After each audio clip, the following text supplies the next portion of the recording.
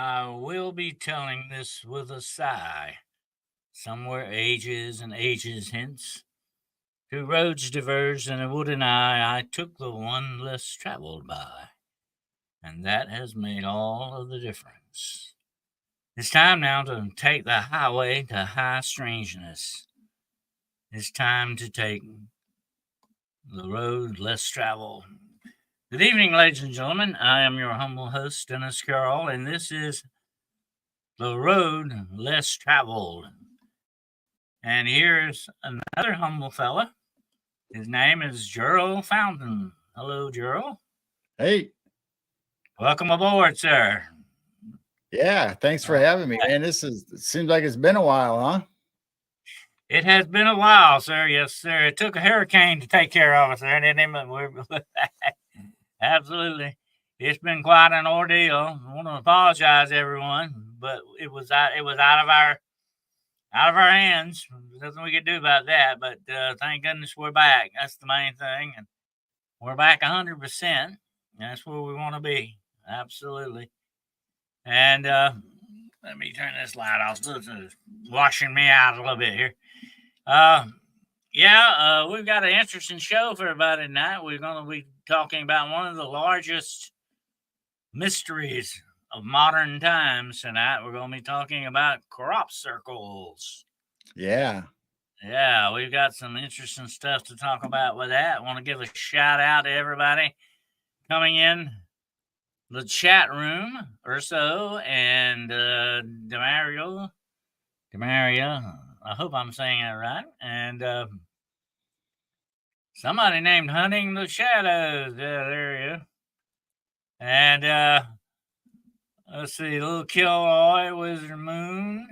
Okay. And Cryptid Search Investigation, CSI. There we go. Welcome aboard. And let's see who else we got. There's someone named Shiro. Know anybody named? Oh, sounds familiar. Sounds familiar to me. I believe she's been on here before. Hello, Roger Blair.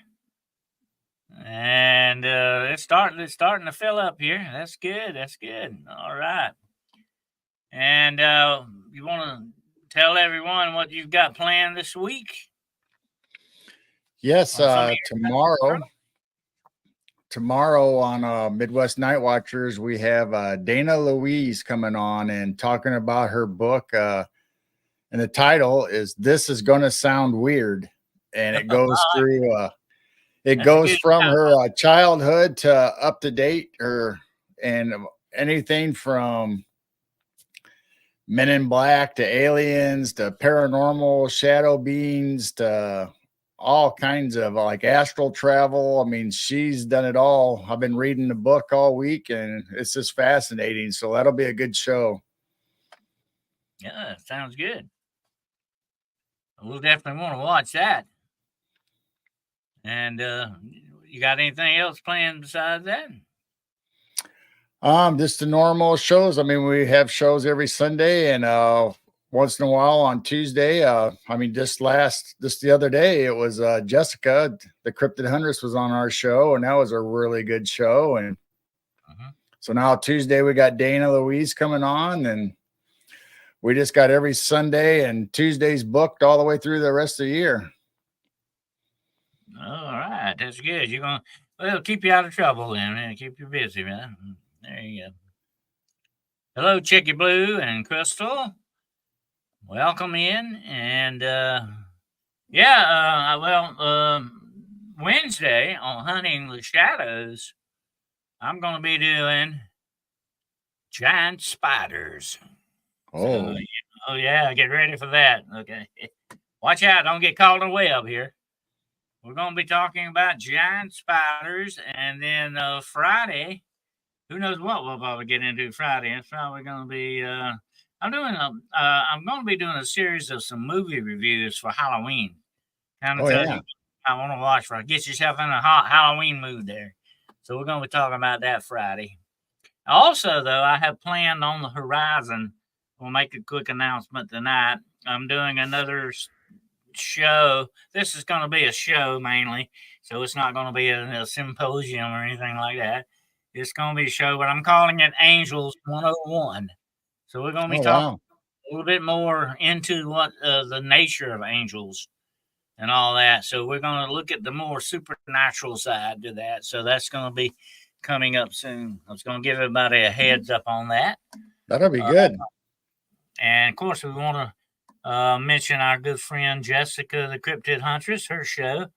She's had some good ones here lately, but she had one with you, Gerald. And we'll mention her.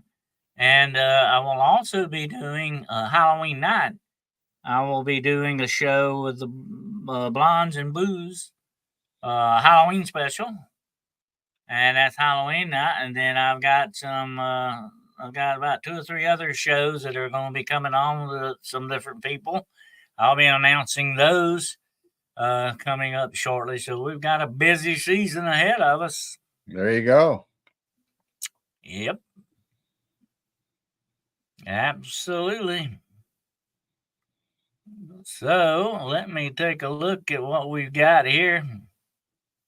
Getting ready to jump into our subject tonight. You know, this is a fascinating subject, Gerald, and one that I have been interested in for a long time. I remember when they used to talk about this a lot with In Search Of, which used to be one of my favorite programs. You remember In Search Right. Of? Yep.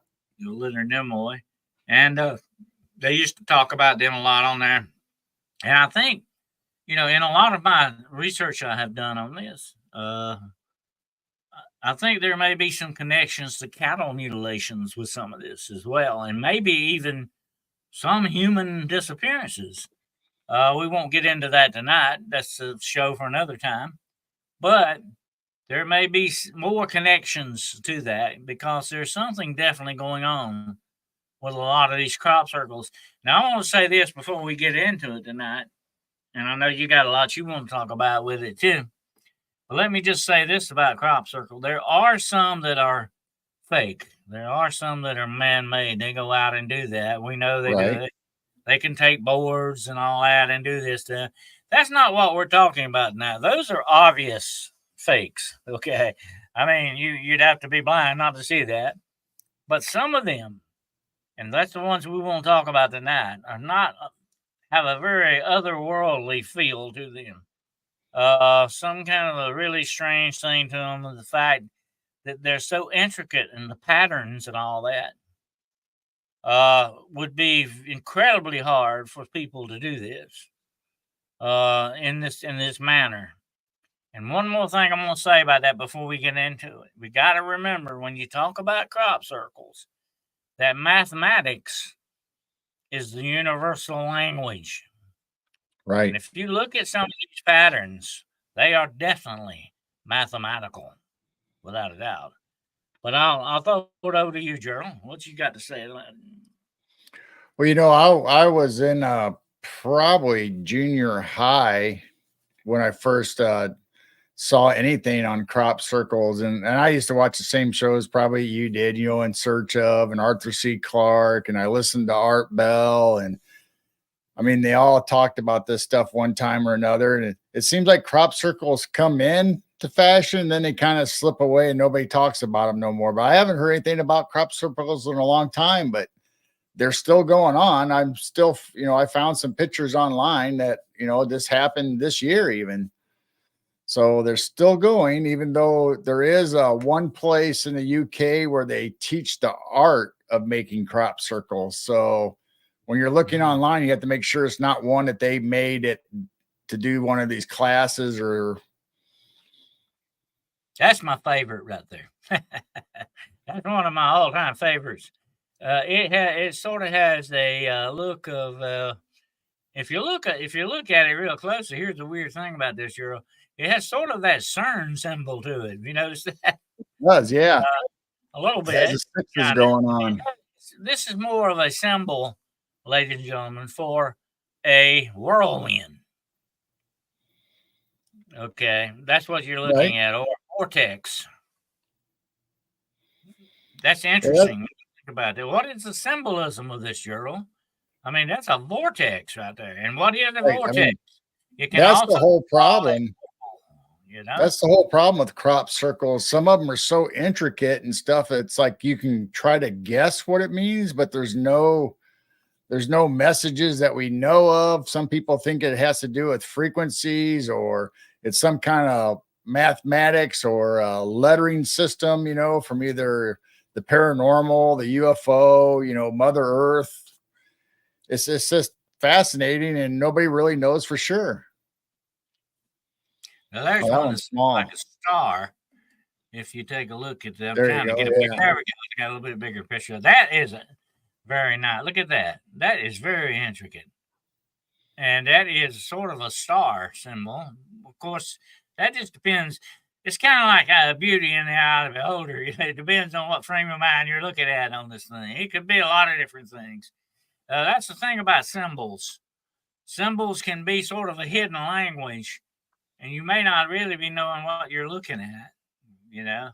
because you're looking at it from a different perspective. You know? Yeah, it depends on which angle you're looking at it. If you spin that around, you might think, okay, it looks the same, but then again, it might not. That's true.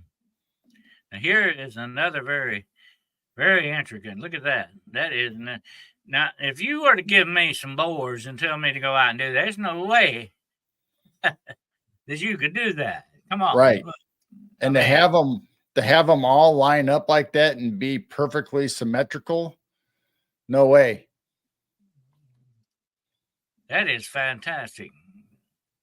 Just the symmetry of that, is amazing. I hit the wrong one here. Hold on just a second. I'm going to this one. Here we go. Okay, look at that. My gosh. Right. That is something else. I mean, look at the precision of that. That's what amazes me.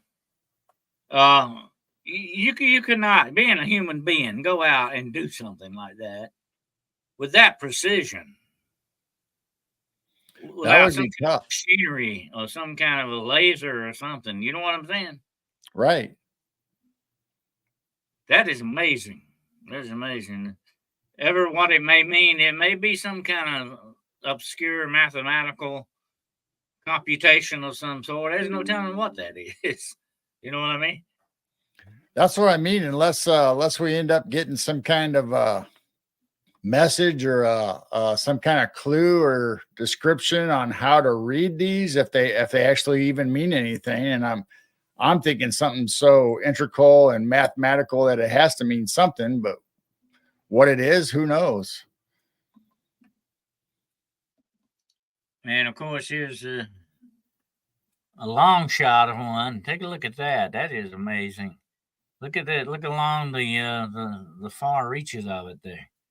It has like a stem to it that comes up to this point. That's amazing.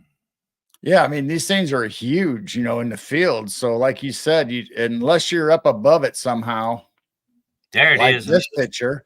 So That's it's the not like humans can look down on it and yeah. say, okay, this needs to line up this way, or we need to start here. I mean, I've walked through I don't know how many wheat fields or corn fields, and it's like there's no way I could tell what I'm doing. Well, you might could take a board and some rope, and you might can make a circle, out there in the corn. But look, that's not going to be easy. That by itself is not going to be easy. Look at that. I mean, you're not going to do something like that. And this is the same one I showed just previous, but this is a little bit different perspective on it. Look Right. at those circles leading out from it. How symmetrical they are to each other. It's amazing. Yeah, and to get the sizes proportional to each other. I mean, going from small to big to huge to Now there you got two of them, right? There's another one here.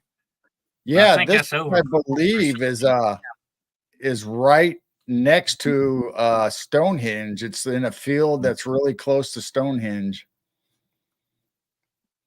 That's amazing, yeah. Here's, I think, another shot, longer shot of it. And look how big that thing is, Gerald. I mean, Right. it doesn't look that big in the picture, but that is huge. I mean, that's probably what football field size almost, I would say. Probably, yeah. I mean, that thing is big, and that field is huge. So Mhm. you can see proportional. I know that would have to be about like a football field. That is huge out there. Yeah, I mean, like we talked about, to get that precision down, to have that aligned right. I mean, there's not one bit of that that's off at all. No, I'm sitting here looking at this and I'm thinking the only way you could do something like that would that to be some type of a laser that would be set to make that pattern. You know what I'm saying? I Yep. mean, and we'll talk about that in a few minutes. That there have been spheres, metal spheres, seen flying out in these fields, supposedly doing this. Yeah, It would have to be with some type of laser. I It's just think I think there is videos of orbs, the particle beam. colored lights going through the field, and then the It next could day they possibly find a crop be circle. it could possibly be a particle beam thing or something. Uh, that's amazing. See what else we got here. Here's another one. Take a look at this. It's completely square, rectangle. And you know what reminds me a lot of this? Some of these patterns remind me very much of Aztec patterns. You notice that, Gerald? Right. I think, like I was saying, depending on which direction you look at this, I think this is the same as the other one, but just a different view of it. So if you go back to the one before, it looked like it was like a diamond shape, and now, yeah, so see that Mm-hmm. if you look at it one way, it's a diamond. You look at it the other way, it's a square. So which way is the correct way to determine what this is? Like a baseball diamond, though. That's the field of dreams, is it? You reckon that field of dreams? Oh yeah, it's definitely what dreams are made of. Look at that. Look at that. My gosh. Of course, anybody can look at that and know that's a star. Yep. I mean, what else could it be? But look at the intricate. I mean, it's just the diamond shape to it and all that. That's just, like I say, you could do something like that with a laser beam or some type of particle beam thing or whatever. It had to be something like that.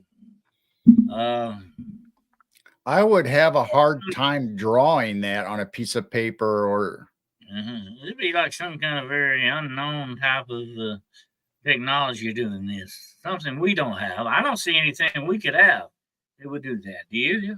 I mean, do you know no, any? I don't think so. I don't know of anything. Mm-mm. But Now, they speculate, like I said, either orbs. paper, but not in a field like that on a huge Right. scale. But you know what else? Whenever I look at crop circles, I'm remembering about the Nazca lines out there. You know, the lines in the very much like that. Then the only way you could tell what these things are, just like the Nazca lines, you'd have to be in the sky. You'd have to be in the air, flying over it, to Yep, understand what it is you're truly looking at. You know what I'm saying? exactly. So I don't know how any of us would ever be able to do it unless it was something really simple, just like a couple circles or something. Then maybe you could probably do it and be all right. But something this intricate, I think I'm gonna make that my favorite one right there. I like that one. I really like that pattern on that. It looks really neat. and all these crop circles happened in 2023 and 2024 up through July, and there's even some that are out there that are newer than this even. So within a year's time, there's been all these crop circles popping up. Let's see what some of these people, good people in our chat room, are saying about this. They look intelligent. They absolutely are intelligent. There's no way around that. Absolutely. Let's see what the pyramids. Yeah, you got pyramids there. some of these are sacred geometry, and they are perfectly proportioned. And usually, the DNA of plants have been changed. Yeah, this is very much along the same lines of DNA patterns. Some of them, but there's some differences in that as well.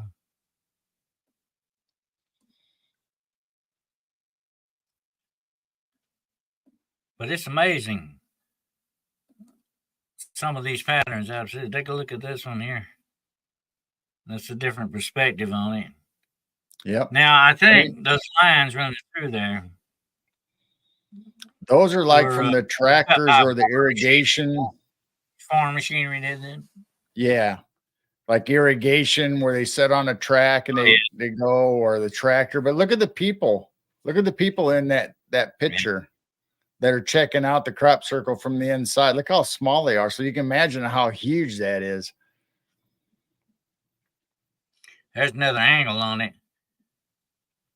And if you look very closely at those lines, look how big these things are, these patterns. This is huge. I mean, very large. I'm impressed by the size of it. Look at that. That looks very much like a sand dollar. You notice that? Right. Yeah, you're right. It does. The bottom of it. Mm-hmm. There could be some kind of communication going on here with this. I don't know.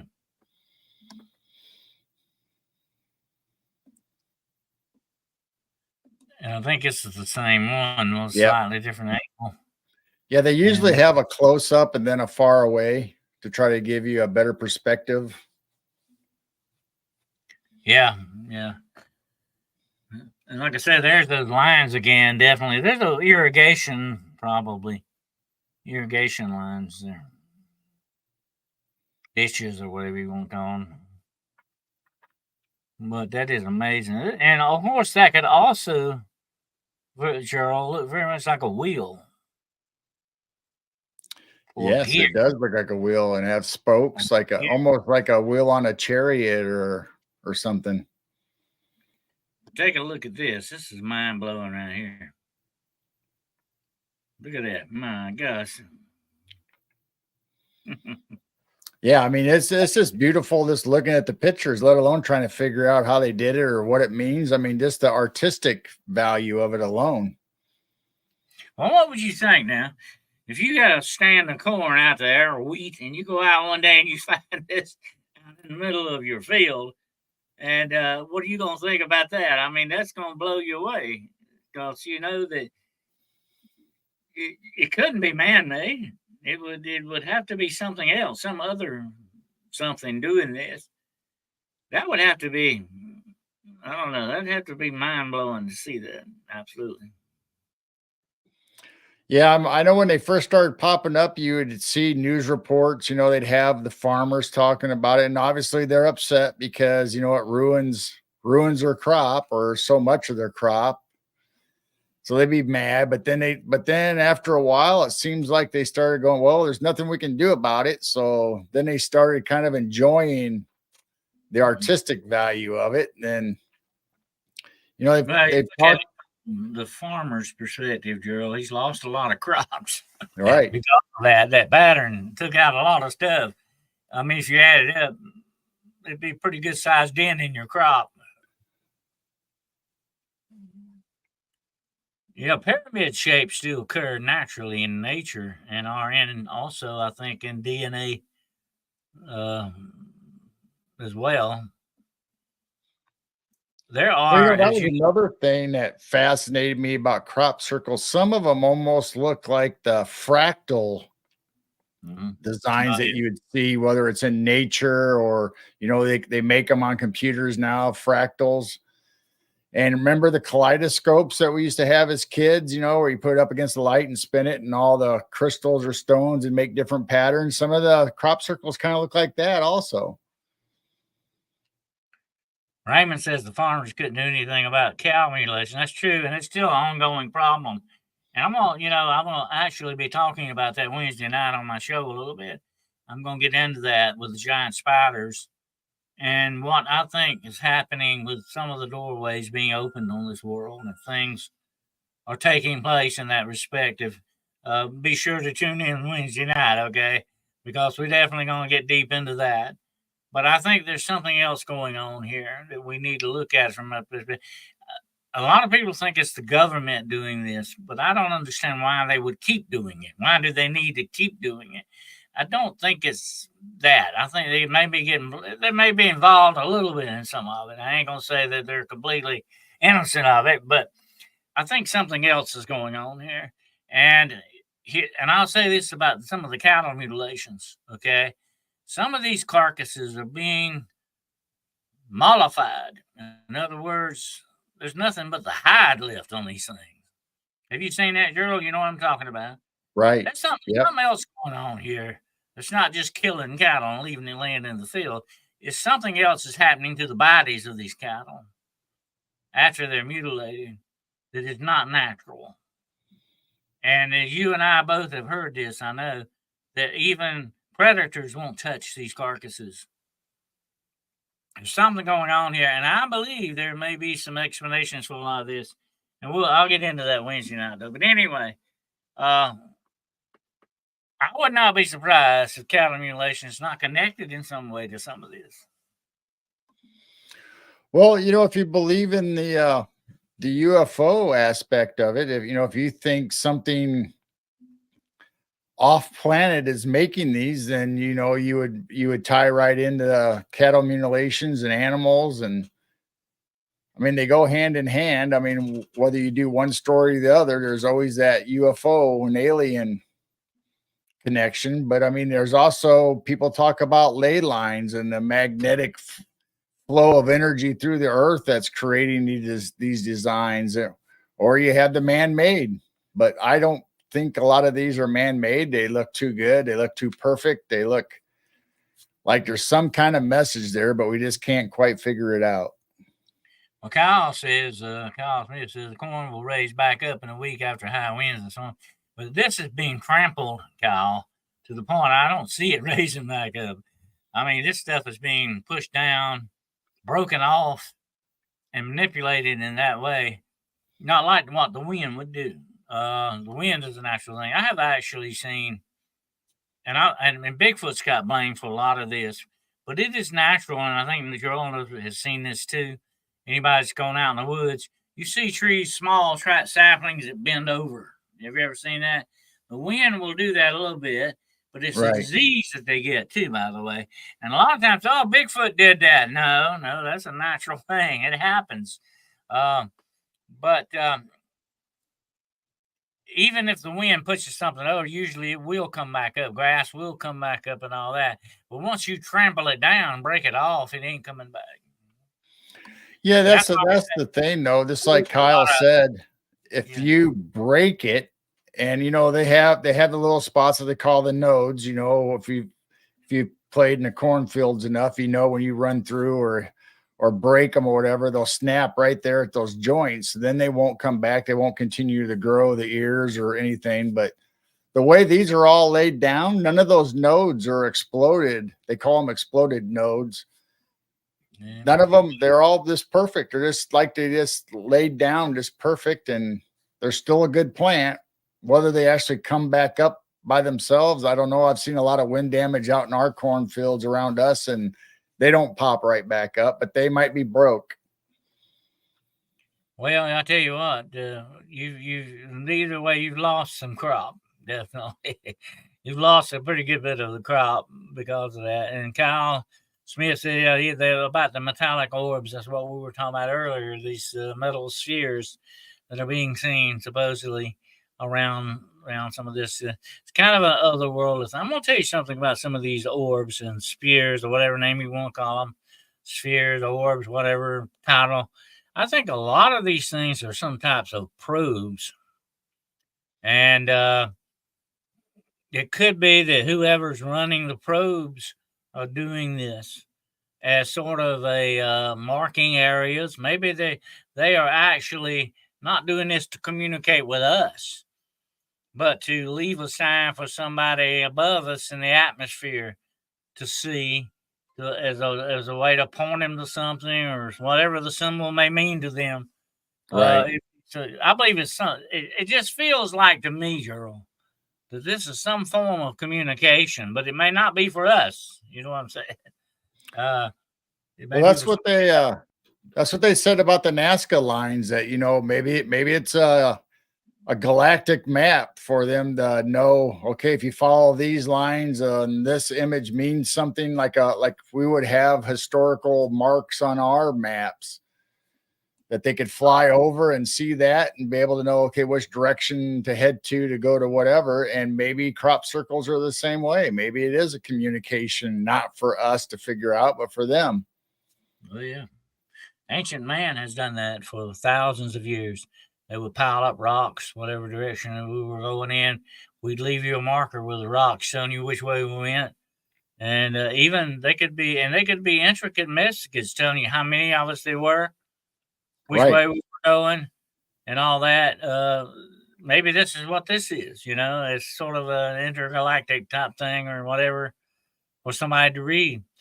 But like I say, I just don't think it's for us. I don't see how they would think they're communicating with us this way. There is a way they could do it with mathematics, but like I said earlier in the show, mathematics is the universal language.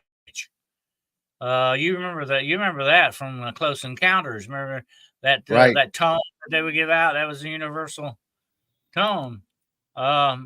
They could do that if they wanted to communicate with us. They're smart enough to do that. And I don't think this is what this is. I don't know. That's just my opinion on it. But it's the way it Well, feels. music is universal, they say, and music has tones and frequencies, and so that all ties into mathematics. So whether you can figure out what tone any of it would cause, that maybe there's a natural tone that can cause crops to lean over or go down, or maybe it's a vibrational thing.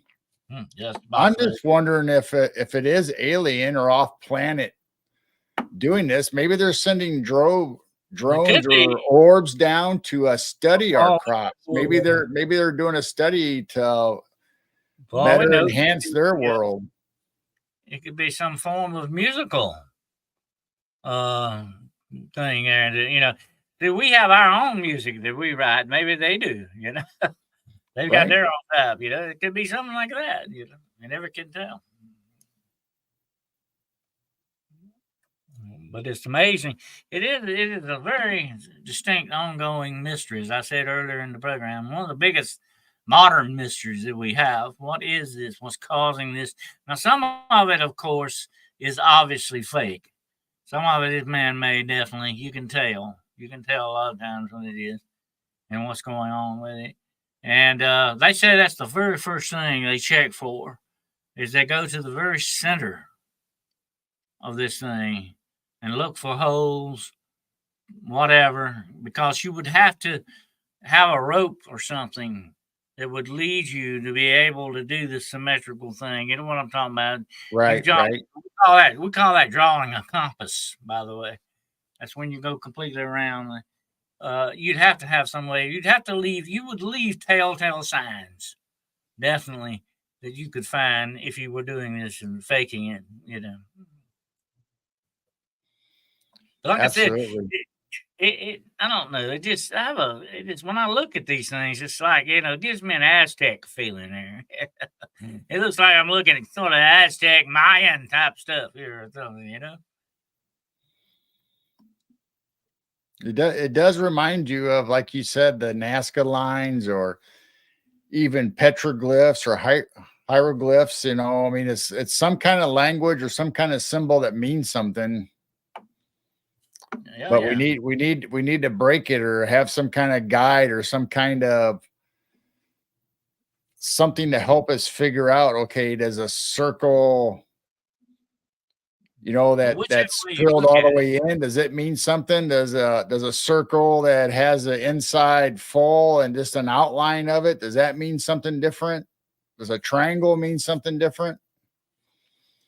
Well, I think which way you look at it, there's some type of communication going on here, or whatever they're trying to get across with this, uh, for whoever it is or whatever that is. But the interesting thing I think about it is Nobody's ever been able to figure it out yet. That's the end. I mean, all these years later, since this has been going on in modern times, nobody's been able to figure out what the heck it is. That's another Right. interesting. I mean, it's sort of like you know, ciphers. Uh, ciphers can be very. We have ciphers to this day we haven't cracked. So there you go. You know, Right. maybe it's some kind of galactic cipher for us to play with or something. Anymore, I enjoy them just for the beauty, the artwork of it, because they're so pleasing to the eye. But I mean, obviously, the other thing I get out of it is that somebody or something is more technical and more advanced than we are to be able to create these. Oh yeah, yeah. Oh yeah. Well, this is what you when you look at something like this, without doubt, you're looking at a very advanced technology that would be able to do something like this, whatever it is. Much more advanced than what we have.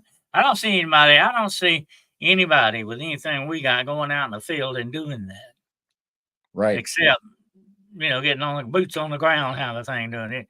Besides that, I'm talking about actually flying over and doing something like that. You can't do it. I don't know of anything they got there, but like I said before, and this is something we all need to remember tonight, from whatever the subject may be, the technology that we have right now is 100 years behind what the government has. We got to Right. remember that. We got to always keep that in mind. We're not given what I would call modern technology. It's a whole lot more, much more modern that we don't know about. So maybe they got something we don't know about. I could do this. That's a possibility too. But The only other thing I can think of is have you ever watched the videos where they have salt or grain on a metal plate and they add the frequency and vibration to the plate and makes all those designs depending on what the frequency is? Mhm. Well, maybe the earth or something of they have creates a frequency just like that experiment with the salt and grain is doing that to the crops, because they do look similar in designs a lot of times. Yeah, some kind of vibrational sonic Yeah. machinery that would do that. And we do know that vibrations and frequencies produce their own patterns. That's where you get the original test pattern from, by the way. Remember the old test pattern? Yep. Oh, it's got a lot of, why does it look so weird? It's got all that. That's the frequency. That's the frequency pattern. That's why it looks weird. We're not used to seeing the frequency. We hear it, but we don't see it. In that respect. And you're right. Music, sound, and all that, sonic, will produce that effect, and it will do it very symmetrically too. By the way, it's not messy. The So way it does. either Yeah. so either the earth is doing it through the ley lines or the energy and frequencies that it puts out, or it's a source from off earth or something above that's creating it. Well, that's what they say about music. And, Shiro's been involved in music a lot with her bowls and all that stuff. She'll know this too. And the fact is that certain tones do certain things to the human ear, the sound of the hearing of it. And it can elicit emotional reactions or it can do different things. You can manipulate people's emotions with music. Look at your horror movies. I mean, they do that very well. Right. When the spooky music starts, somebody's going to die. Okay, that's the way it goes. But they get you in the mood. They can manipulate your mood and emotions with just the frequency and tones of things. That's amazing to think about. Exactly. And let alone the medical field. Look at the medical field that uses frequencies and vibrations to penetrate into your body and kill cancer cells or even certain organs respond to certain frequencies and vibrations that it's acted upon. I mean, that's why we got people that go out Bigfoot hunting and he get hit with ultrasound and they get that stomach ache or that brain fog or They're affected physically just because of what wavelength that frequency is. And of course, this can be weaponized as well. Right. Absolutely. And it has been done that way in the past. Matter of fact, you remember the Cairo thing that went on, the Cairo syndrome, what's also known as the Havana syndrome, where they think that there was a sonic attack and what it inebriated the middle ear of these people, made them sick, nauseous, dizzy. Yeah, this stuff is real, folks. They couldn't stand up, and I mean that. And remember a brief time when they were talking about heart attack guns, when if they were close enough to you and they could pull a trigger on one of them guns that produced the frequency, it could cause a heart attack. They can actually, Gerald, produce a sonic field to the human brain that would mess up the chemical compounds in it and drive you insane very quickly. Will make you have hallucinations or have dementia. Right. Oh, yeah. They even talk about bringing on an earlier onset of Alzheimer's disease. Now, this is stuff that they know how to do. Let me illustrate one thing for you. And I want everybody listening to think about this very carefully. 60 some odd years ago, the government had a camera in space that could read the headlines of a newspaper in Moscow. That's 60 years ago. Can you imagine 60 years later what they've got now? Okay. I remember. That's one thing. That's just one sample for you there, okay? I remember when I got out of college, they said the satellites could read the lettering on a golf ball on a golf course. Yep. And that was a long time ago. Imagine what now? They could actually, we know, and we've talked about this before, I think, Gerald. They have AI programs now that can see through walls. Yep. Manipulate your dreams. And that's why the government made lead paint illegal. It wasn't because of necessarily being harmful to us or causing us problems, because everybody had lead paint forever. And there might have been a few cases or, in the population, but guess what lead does? Doesn't let frequencies and stuff through your house. All right, you government guys, you stay out of my dreams, okay? Don't be doing that. That's a big no-no. Well, I mean, this stuff, that stuff's like something far-fetched out of Buck Rogers. This is real stuff, folks. And, they are, right now, as we talk, experimenting with teleportation, invisibility. You ought to see some of the stuff they got for invisibility type stuff. It's amazing. And all this stuff is ongoing. They're even experimenting with ways to read other people's thoughts. That ought to be scary enough for you right there. They have already hooked up through sensors. They've already read people's dreams and actually had it come on a video monitor of what they were seeing while they were dreaming. That, Gerald, they could definitely pick up on your thoughts. I mean, what are dreams but thoughts? And then that certain subconscious, conscious, and the subconscious thoughts. That's all that is. Right. They have sensors. Listen to this. They have sensors that can pick up on your heartbeat and your brain waves to figure out when you're lying or not. Okay, think about that. Well, it used to be a lie detector that you had to go in. Now they can do that from long distance. Yep. So it ain't going to be long before we see the stuff that's been happening in the movies, whether you want to call that soft disclosure or red pill. They're going to be able, just like Men in Black, they're going to be able to hold up a little device in front of you and wipe your memory so you don't recall anything that happened, or they're going to be able to go into your memory. If they can take a chip, Elon Musk's chip, and make you be able to, a blind person, see again, whether it's in your mind or not, they can do the opposite of that. They That's can like probably make you see what they want you to see also. it's like I said on the show the other night, girl. That's wonderful that they would get people that can't walk to walk again, hear and see again, and all that, but they're not going to use it for that. That's what it's not going to be used for. Okay, you might well forget about that. It's going to be used for purposes of control, manipulation, and weaponization. That's what it's going to always. That's what it's always used for.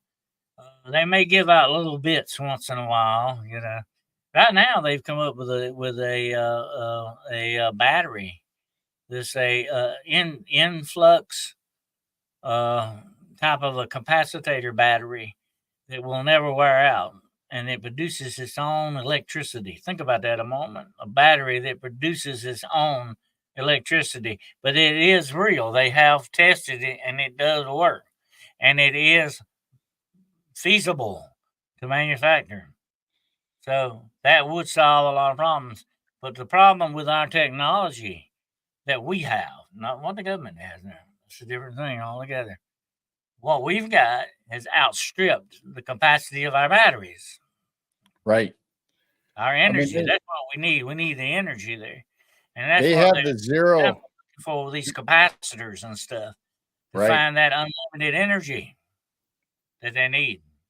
They have the zero energy machines because it's been out for a long time that it will produce energy through the atmosphere or from our environment. It'll take in energy and produce it, and it will produce more energy than what you use. So the more that you draw from this device, it'll create more than what you're using.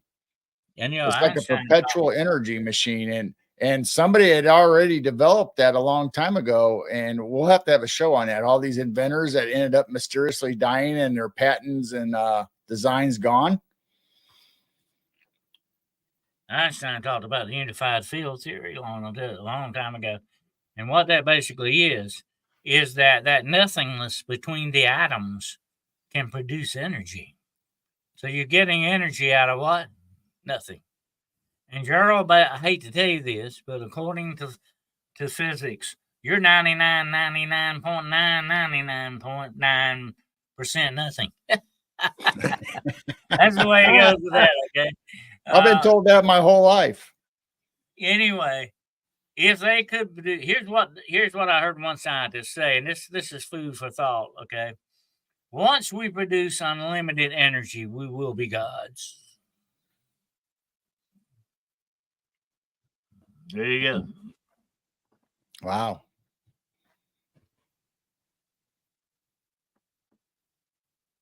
I'll let that sink in.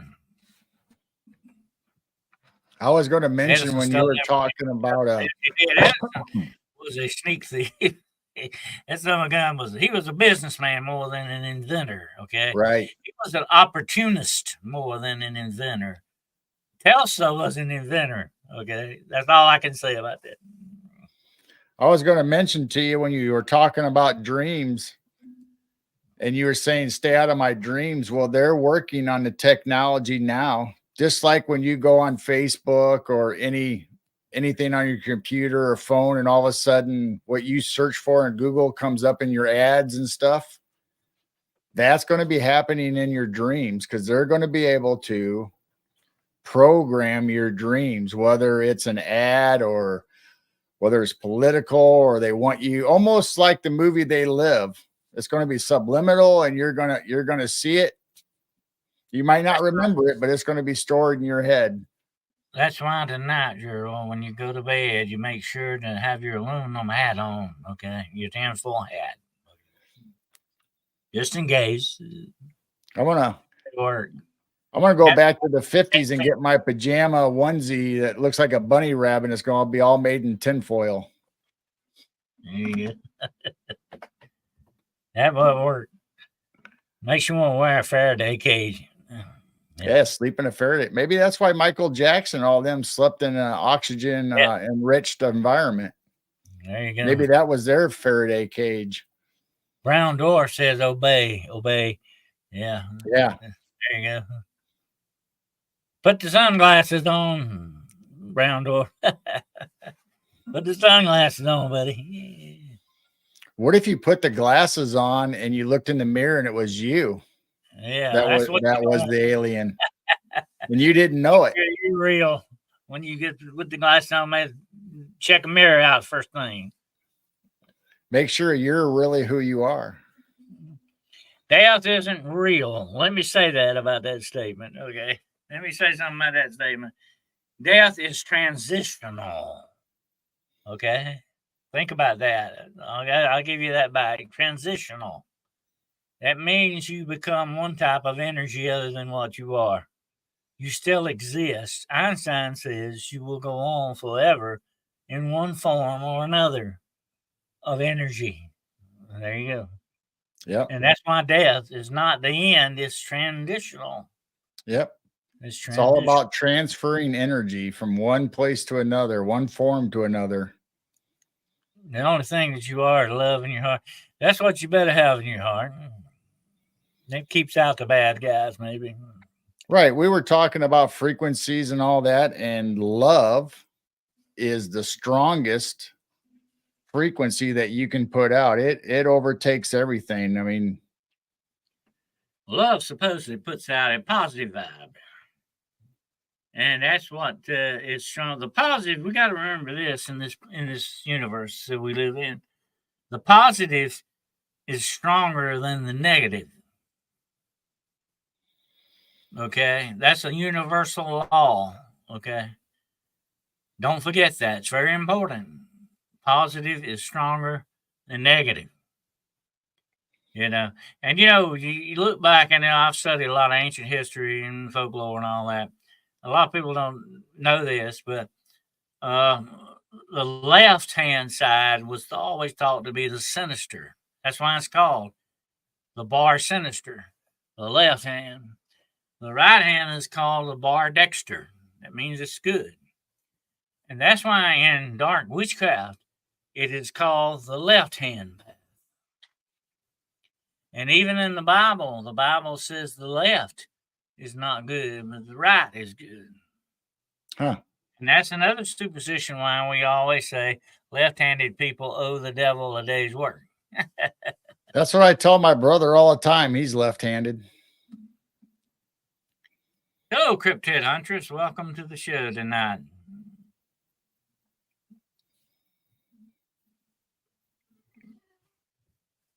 Hey.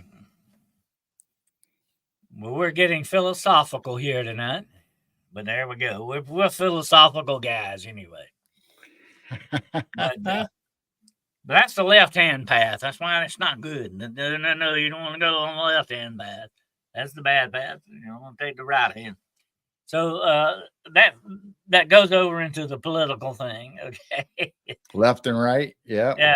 The liberals on the left, conservatives on the right, okay? But anyway, I just thought I'd throw that in there for conversational purposes only. This is all entertainment purposes only, folks. Okay. That's right. Educational. We try to be educational anyway. I do everything with my left hand. Don't let your left hand know what your right hand's doing. That's a sneaky way to say that, but that's the way it goes. And the light and praise return. Well, you do want to stay. The light is the right. Okay, light is to the right. You don't want to go to the left. Okay. But really, positive energy is stronger than negative. Right. Okay.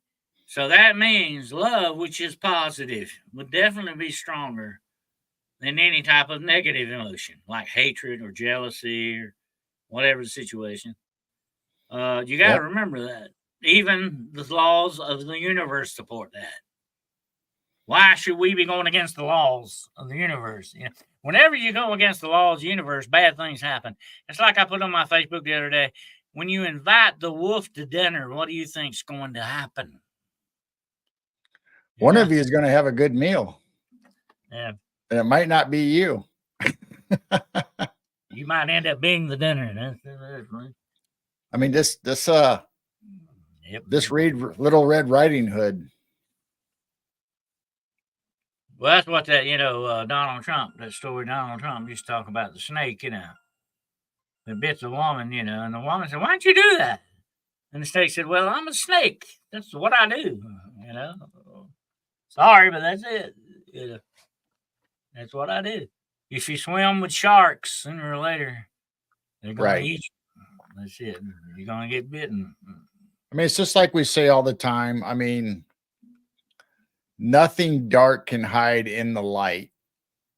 And so if you want to take that as, evil and good, whatever, negative and positive, however you want to look at that, I mean, it's true. I mean, just look at music. Anything you do in your aspect of your life, if something's negative and down and dark, guess what you're going to become? You're going to start feeling down, depressed. You're going to start having health problems. If you put out joy and love, the light, you're going to put out positive energy. You're going to be start getting healthy, and you start getting better sleep and more rested. And there's just so much ways between light and dark, positive and negative. Well, that's why I have a saying on my show, Hunting the Shadows. We need to drag the darkness out of the shadows and into the light. That takes the power away from it when you do that. That takes its power away from it. And like I've said this before about governments, they're not going to share their secrets. They're not going to tell you their secrets. The government's not going to share, because if they share their secrets with you, they would have to share their what? Power. And they're not going to do that. That's just not what governments do. And a lot of people live that way, Gerald, unfortunately. They say, "Well, I know what I know, and I'm not going to tell you what I know." They hold back on the knowledge that could help you. Right. Their job is just sit there and keep their mouth shut, knowing. I have seen people that could have spoke up and helped somebody keep their mouth shut because that was their attitude. That's not good. That's not good. That's not a good way to be, but that's the way. That's how selfish some people are. And that it goes against a lot of this stuff as well. Knowledge is power, but it should be shared. You would think so. You'd think it would be better for, it'd be the betterment of humanity. And that's what all these doctors and scientists supposedly, took the oath to do. But obviously they don't follow that. Big corporations and governments tend to hide information on us or change our history, however you want to look at it. It just makes me sick to think about, have they had the cure for all these diseases and cancers all this time, but not given us access to it? That's true. Sometimes it is more evil to not even say something or not to do something when it's in your power to do it. It's like that saying, evil is only stronger if good men don't speak up against it. That's what you got to do. Riley Ron Ivy Forrest said, "I taught with a Satanist, and she asked me who defines what dark is. She was telling me Satan isn't bad, he is good energy." Well, they try to justify it that way, Riley. They try to, but the Bible says very plainly that these people will take good for bad and bad for good, bitter for sweet and sweet for bitter. In other words, they just turn it around because that's the way they want it to be, not because that's the way it is, but that's the way they want it to be. One of the biggest lies, you remember, I don't know if you remember this, I had a show on here a while back when I put out the 7 biggest lies told to mankind. And one of them is that God is the bad guy. That's one of the biggest lies put out there by the bad guys. Okay, they're the ones that made that up. Okay, but that is one of the biggest lies that they tell. Oh, Satan is the good guy, and God's the bad guy because Satan supposedly gave us knowledge. But look, what are we any happier for that knowledge? Okay, for what it did to us and what it cost us, and how many lives that it has destroyed in that time. How can you weigh that in the balance and not come out in a bad way with it? He's got a lot to answer for what he did because he's tried to screw up. I'm not getting into that tonight, but that was the number one plan I've talked about many times that the bad guys have is to screw up the creation Right. of everything. That includes nature. That includes the animals in nature. That includes the weather. That includes you and me. That includes every aspect of this universe, just about. They want to screw it up because Yep. they are anti and not positive. What did I just get you saying? The positive has more power than the negative. They're the negative. You remember Erie, Indiana? You ever watch that? Remember Erie? You remember Yep. the little boy they had on there? He had tattoos on the back of his hand. Remember that? One was a plus sign, one was a negative. You remember that? We got a plus and a negative thing going on here. Okay. You want to be on the plus side, folks, not the negative side. Yep. I There's mean, more that's power. the biggest thing. If they can get you to believe the lies and the deceit that the enemy puts out there, then they start to control you. They start to have dominion over you, that you will become negative and depressed. And you know what? That is the physical state that they want you in, because it's better to control somebody in that state than for them to be positive and happy and loving. And so That's don't true. believe the enemy's lies. That's true. And let me get. I'm moving the comments down here just a minute. I'm losing my place here. Hold on a minute. But people will not. So Overbuilt says people will not listen when you tell them stuff to try to end, say, cancer, even if it's harmless, like intervention or something. Well, you got a lot of hard-headed people out there, Overbuilt. Okay, they're a little hard-headed. They have to learn things the hard way, as my mother used to say. But yeah, you're gonna always have naysayers on stuff anyway. I just don't like how the global elites of old are the ones who picked and chose what should be in the Bible, not to mention they changed a lot about what gives them right to change the original text. Well, that happens with everything, but let me tell you this, okay? We worry too much about the Bible, and it is the Word of God, okay? But we got to remember this. The Word of God will be given to you whether you read that Bible or not by the Holy Spirit of God. Let me tell you this. I have known people who could not read one word. They could not read a word that were taught the Bible by the Holy Spirit. Think about that a moment. Okay? And God says something very plainly. My word will not be void. My word's going to mean something. My word's going to always survive, even beyond this earth. So the real true word of God will always come through, no matter how men may try to manipulate it or change it or twist it. It's going to always come. The truths of God are going to always come through, no matter what, and especially through the Holy Spirit. That's what his job is, by the way. So that's what you can depend on. That's what you can depend on. There are universal laws that come from our creator or whoever you think the source is.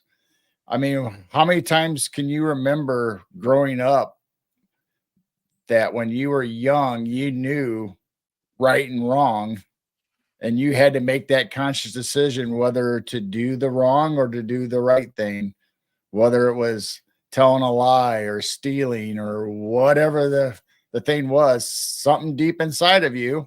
And you didn't have to be told by an adult or a parent that that was wrong. You instinctively knew that in your heart. That's true. And we put our eyes too much on religion. We let that throw us too much. When we got to realize, and I've said this before so many times, religion is a man-made thing. Okay, you got to understand that it's a man-made thing. We can't put our eyes too much on it because it's made by men. It is imperfect. Okay, That's what we got, and it impedes us sometimes, and we shouldn't let it do that. Okay, we should put our focus on our true relationship with our Maker, our Creator, through His Son. We should put our auspices into that and not worry so much about the religious texts and stuff that are given us in that respect. Okay, there is truth there. There is truth in that, but we need to always look for the truth in things and not the lies. But yes, they are trying to give us misinformation, mis and disinformation. Okay, both of those. They're trying to also give us a bunch of lies and rumors and all this other stuff because that's how they muddy the water up. Okay, to keep you from seeing the real truth. That's what it's a smoke screen. It's a fog that they're producing against us to keep us from seeing the real truth in this world. And that's Right. why shows like this and other shows that got there, like Gerald's show and some of these other shows, the Cryptid Hunters and some of these others, they need to get that out there for people to see and understand and question these things and understand why they are like that way. We need to do that. We need to have that out there because people need to look for the truth and not the lies. We don't want to deal with the lies because they're non-productive. They're not going to help you in any way. But there are so many lies, and like I said, there are 7 very bad ones. I'll have to put that list out again. It gets updated a lot, but I have to put that list out again. Some of them are very bad, like that lie about reincarnation. That's a bunch of bull, okay? Of course, a lot of people get mad when I say that because they want to believe in reincarnation, but it's not. It is absolutely against everything taught. I won't get into that tonight, but that's one of the big ones. Another big one is that, everything has been found on this planet. It's been explored.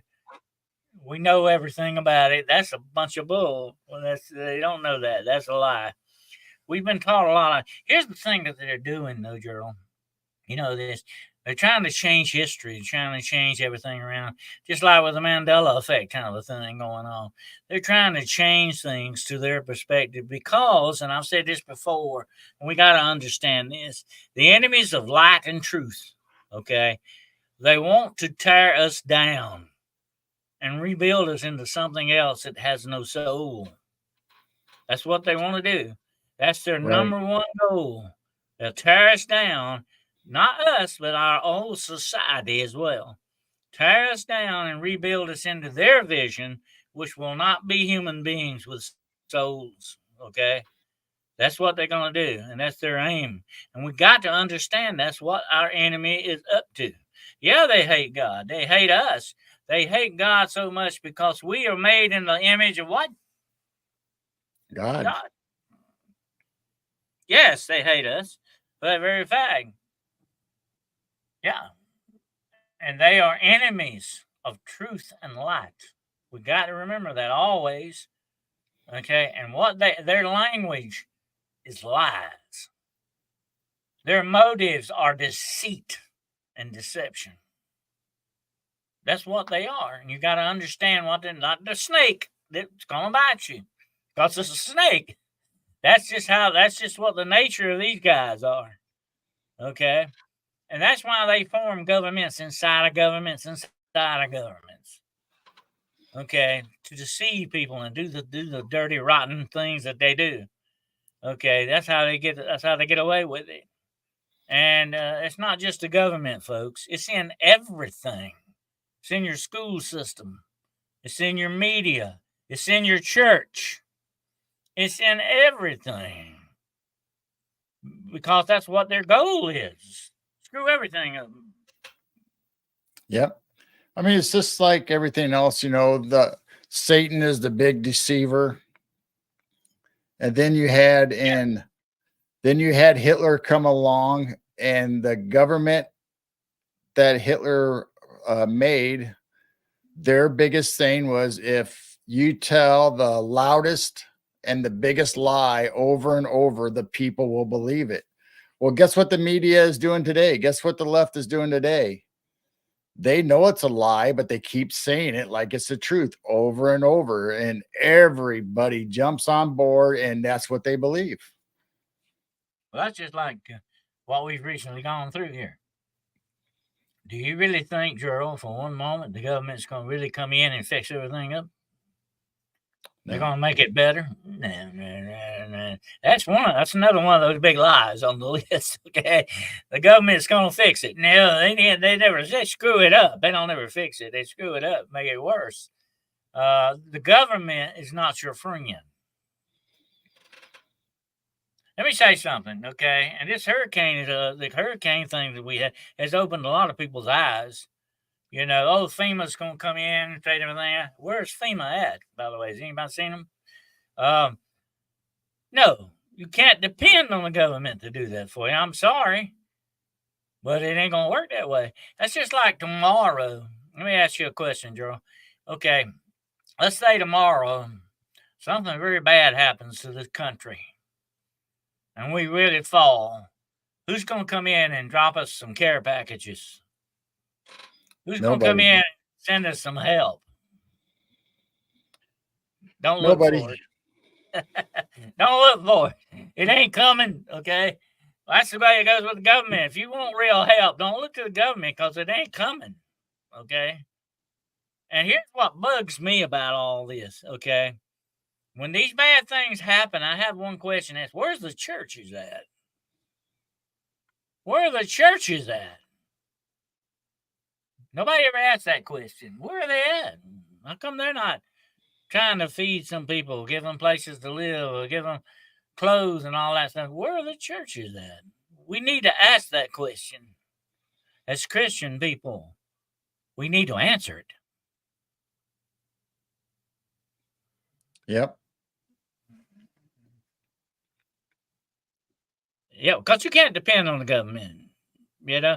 And here's what really bugs me, another one of the biggest lies. And we're humans, we're so smart, we're so wonderful, we're going to straighten everything out. That is another big, big lie, okay? It ain't going to happen, folks. You're talking about imperfect beings here doing something perfect. That ain't going to happen. That's against the laws of the universe, by the way. Perfection does not create imperfection, and imperfection does not create perfection. That's just the way that works. Right. I mean, the government is about control. And if they do anything, they want to come in and control the resources and anything in that whole area. And that's why there's talk about them developing 15-minute cities, smart cities in that area. They don't want you operating the way you used to. They want to put you in these smart cities and keep you corralled and be able to control you. They can't control you if you're spread out through the whole Appalachian mountainside and the countries and where you're dependent on yourself and your neighbors and free to live. They want you in these isolated cities where they control what's going on in them. Well, here's the thing about it, Gerald. We do live in a matrix. Okay. We do live. We need to realize this, folks. Okay. We live in a matrix of our own creation. It's not some outside force that's made a computer program we're living in. We have made a matrix of our own proportions, and it's called the system. And we are slaves to the system. I got a list I found today. I'm going to have to put it on my Facebook or something so people can read it. It said 200 years ago, we were self-sufficient. We grew our own crops, made our own clothes, built our own shelters, lived our lives happily.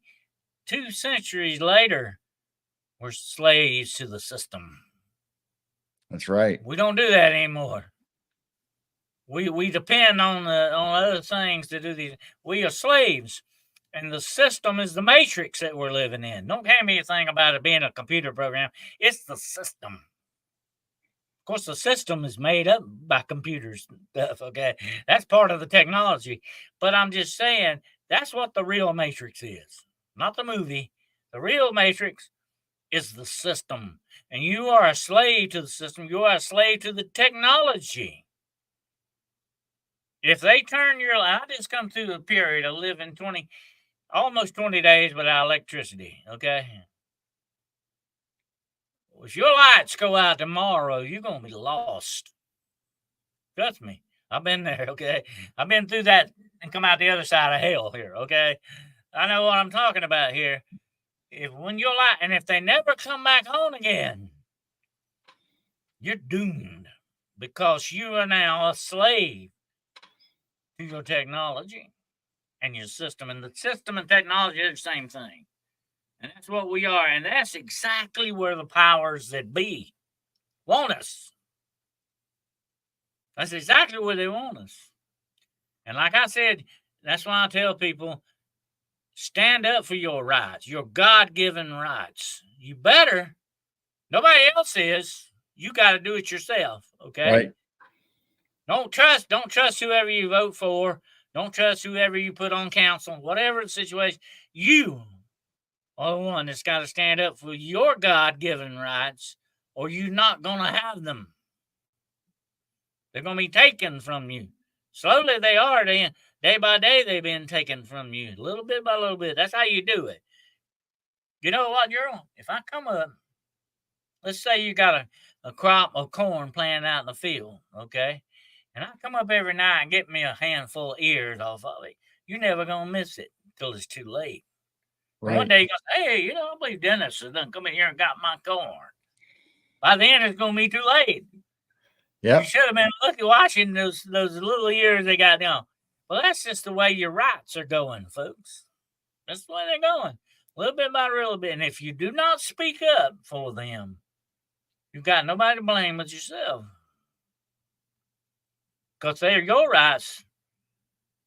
And if you don't speak up for them, they're not going to be there one day when you want them. Just like the right to own a gun, or really, it's not about owning a gun. It's the right to defend yourself, to preserve your own life. Okay? That's what that's really about. And just like the First Amendment is your right to speak up against these things. Okay? All of this stuff is very important that you speak up for them. These are God-given rights given to you by your Creator. That says that very plain, doesn't it, Gerald? And Yep. again, so God gives us these rights. Don't let any man take them away from you.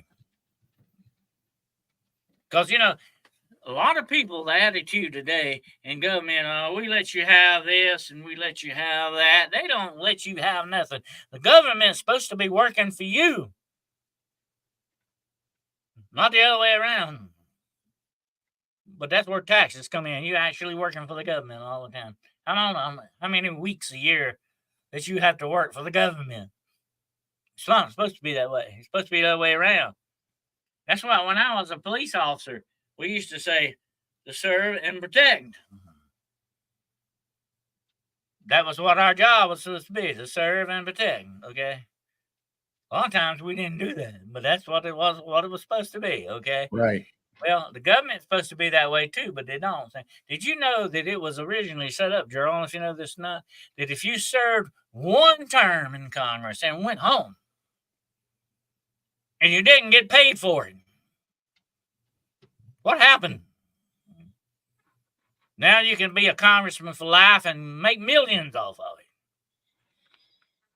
Yep. Originally when the forefathers got together, they were all farmers and small community businessmen and leaders, and they went during the off season to meet. And then when it was time to harvest or plant, they left Congress or left and went back to their natural environment and what they were doing before. It's not like you go there and make it a profession. That's not what it was intended to be. That's true. That's the way it was set up. But it's not that way anymore. And here's the sad thing about I don't think there's not ones you can find serving in Congress or the Senate right now that's not a millionaire. Right. What's wrong with that picture? Are you a millionaire, Gerald? No. I'm not. We'll never get in Congress. That's the way it goes. Oh But hey, no.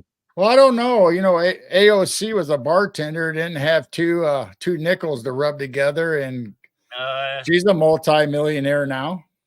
So what's that tell you? that's where the dark money comes in. There's a lot of dark money being transferred around here that's putting this just like certain millionaires are giving money away. Uh, there's a lot of dark money coming from places putting people in these positions. That's what's happening. It can be bought. Yeah, certain person's husband works for BlackRock. Yeah, I know about that. There's Yep. too many coincidences going on here. I don't believe in coincidence. Nope. Well, I think we kind of got off of the crop circle subject, and I don't know how much longer you want to go with the subject we're talking about now. This is a whole nother show. Yeah, I don't know where that rabbit hole went to. That's the thing about these rabbit holes, they move on you. You ever Yeah, notice that? They move on you sometimes. But anyway, we did deviate a little bit from the a little course. bit. Just a little bit.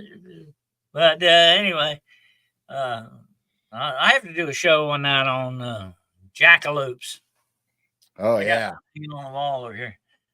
Speaking of rabbit holes, jackalopes.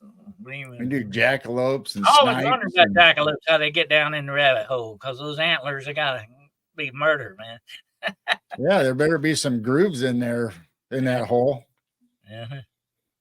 But anyway, crop circles, yeah, they are quite a mystery.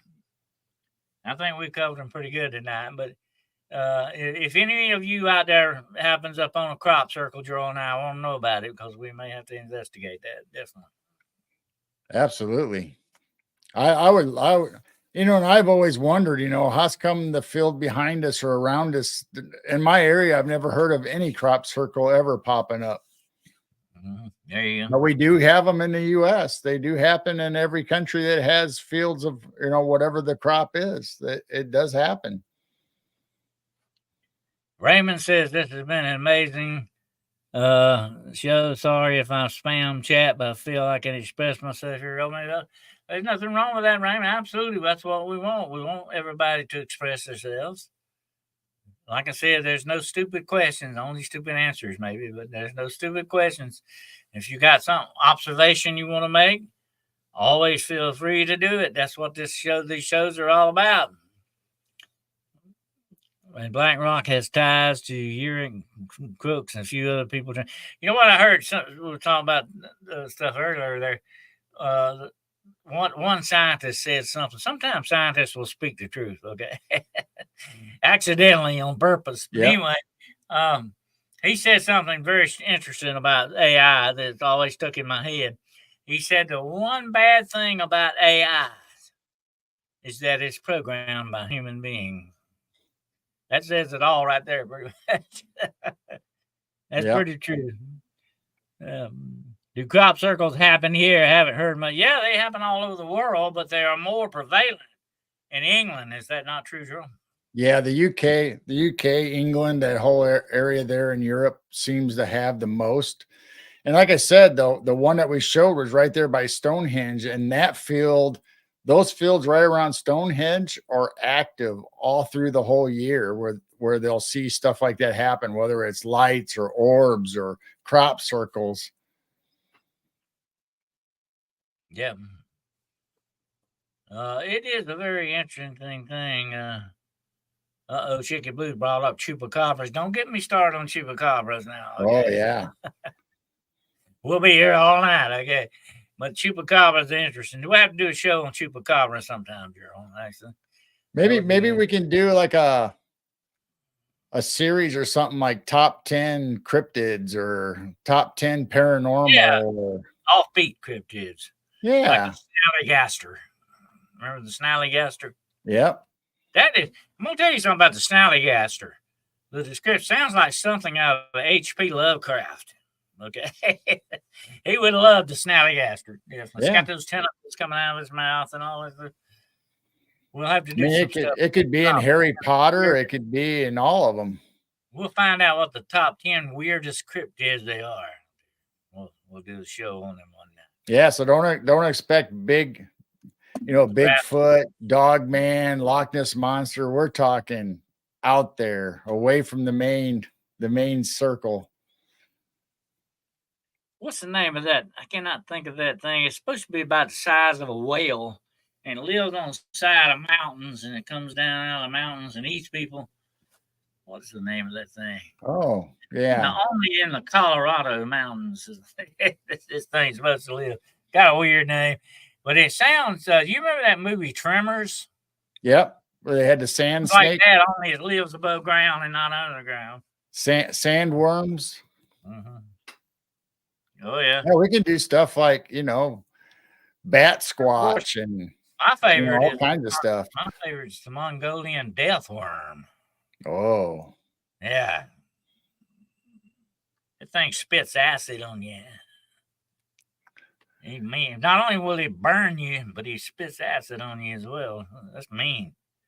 that is Shasta mean. Mountain stories. Oh yeah, Shasta's got a lot of mountain stories with it, and we'll have to give Dogman and Bigfoot a rest one night and do some of these other ones that nobody ever talks about. That's right. My favorite's the jackalope. Rabbit with antlers, I guess. You can't get in. And of course, it's got another name, and in Germany, it's got vampire fangs. By the way, Oh my. can you imagine that vampire jackalope? Wow. Yep. But anyway, we'll have to do that one night. But this has been an interesting show, I guess, even if we did deviate off course a little bit tonight. But ships will do that at sea sometimes. That's right. Anyway, you want to tell everybody again, remind them what you got coming up this week here, Gerald? Yeah, actually, tomorrow at 4 p.m. Central, we're going to have Dana Louise on, and she's going to be talking about her book. And the title is "This is Going to Sound Weird." And that's the premise through the whole book, where she goes from her childhood to right now, or as an adult, talking about all the strange and weird stuff, whether it's UFOs, cryptids, shadow beings, secret governments. I mean, this book covers everything, and she's been involved in all of it and experienced it. So it's going to be a great show. So look forward to that tomorrow on Midwest Night Watchers. All right. Sounds good. We'll have to check that out. Absolutely. They're talking about the big worms now, dune worms and tremors and all that. My favorite thing with tremors was that guy would always be cussing and said, "Pardon my French." And that was a good show. That was the other movies. Okay, the first movie was the best. The rest of them were okay, but the first one was the best. But anyway, Wednesday night on Hunting the Shadows, I'll be doing giant spiders. If you don't like spiders, you might like them when they get real big. But Yeah. Little Miss Muffet said on tough enough. That was one of my favorite movies around Halloween or whatever, was Watch Tarantula. Oh yeah, that giant tarantula. Yeah. Actually starred one of my far-flung relatives, Leo G. Carroll, was in that, by the way. He played a mad scientist, of course, and boy was he a mad scientist. He got turned into a tarantula eventually, I think. So it runs in the family then, huh? I was reading today, matter of fact, since you mentioned tarantulas, that right around Halloween is tarantula mating season, and they start crawling around looking for female tarantulas. Okay, so if you see more tarantulas than usual, it's mating seasons. Don't get in their way. Stay out of their way. They're looking for some girlfriends. Anyway, they're kind of like the Black Widow. They have to mate real quick, or she'll eat them up. She'll eat her husband right quick. So there you go. Yeah, there's a lot of movies like campy, B movies like Tarantula, and ones that had the big giant scorpions, and I mean there's all kinds of insect, Mothra. My favorite's them, the ants, Oh yeah. Remember the little girl that was in the desert and walking? That was a great movie. I think in Tarantula, if I'm not mistaken, they send in some fighter jets to kill the spiders in the end. And one of the pilots is Clint Eastwood. Remember that? Yep. Yep. Clint Eastwood actually had his start in horror movies. He actually has a very quick scene in The Creature from the Black Lagoon. He plays a scientist. Yep. Yeah, just very briefly. Yeah, young scientist that comes in to help his uncle or something, and you see just a little glimpse of him in his white scientist smock.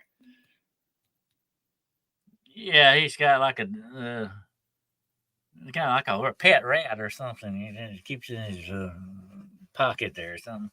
But I think his second scene he ever did, he plays the fighter pilot in Tarantula. And you really hear him more than you see him. And then I think in Them, the Giant Ants, there is a quick scene with Leonard Nimoy, Mr. Spock, the first time he ever showed up in a movie. He plays a soldier, Air Force officer. They're tracking the UFOs, which are flying ants, by the way. Great scene. But I always love those old. I mean, look at Steve McQueen in The Blob. Philip says he loves them all too. Yeah, they are. They said that's one thing about Svengoolie. I like to watch Svengoolie, but they've got so much of a treasury on those. They ought to show them all. They get stuck on a certain amount. They don't. They got a lot they could go back on, but they don't. I don't know why they don't. I celebrate on Halloween, but that's because it's my birthday. Wizard Moon, you're a Halloween kid, huh? When I was growing up, we had on weekends, I think it was late Saturday night, was called Acre Creature Feature. Oh yeah. And that was a company that sold windows, replacement windows out of Iowa. But they had this show old movies like the Tarantula, the Blob, the Hand. I mean, all those vampire movies. And so every weekend you got that. Then you had to sit there and listen to their little spiel on their windows and the deals they had. Then they'd get right back to the movie.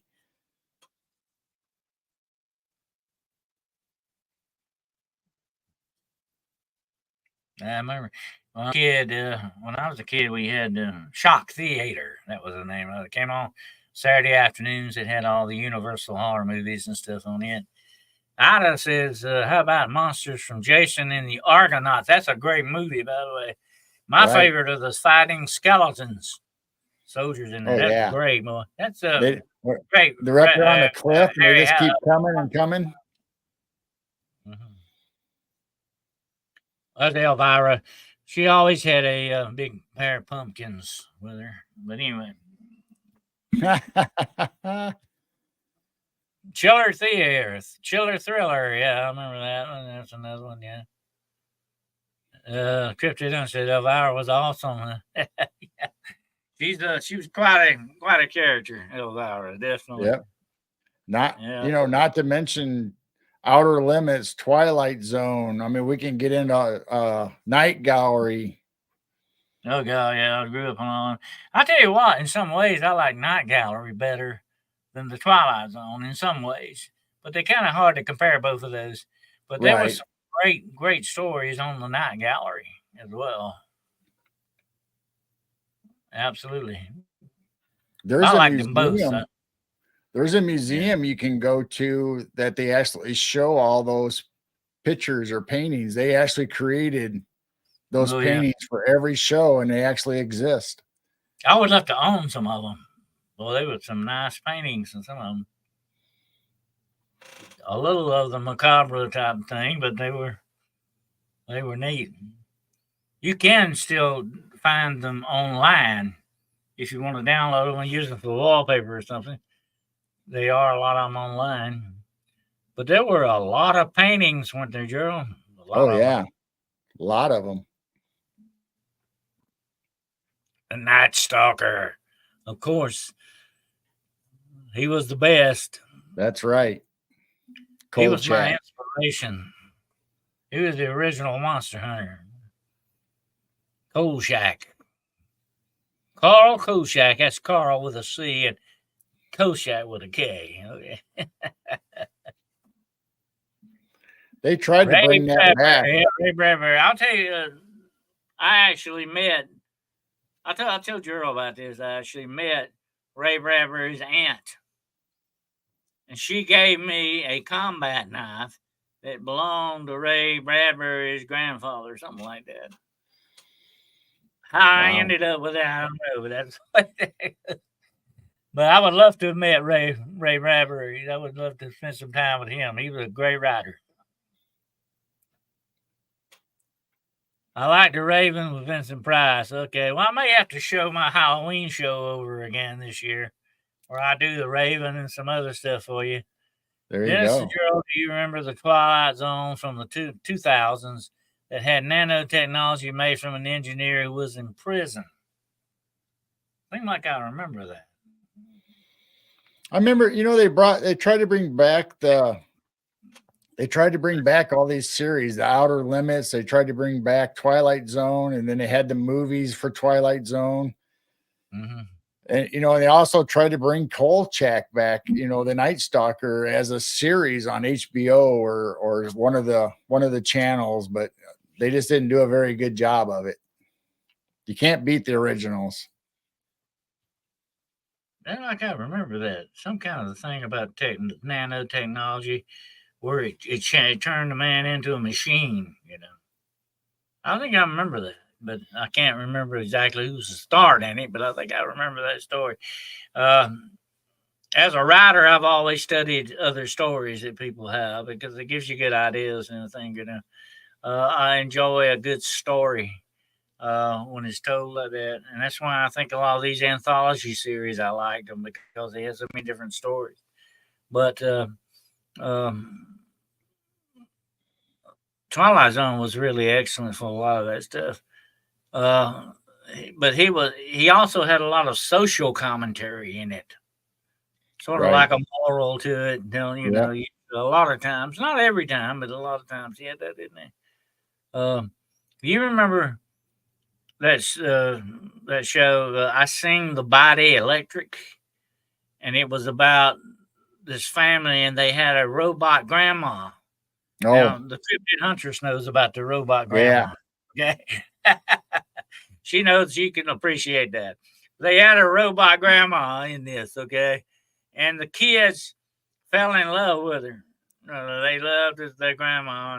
And finally, all the kids grew up, and the grandma had to retire.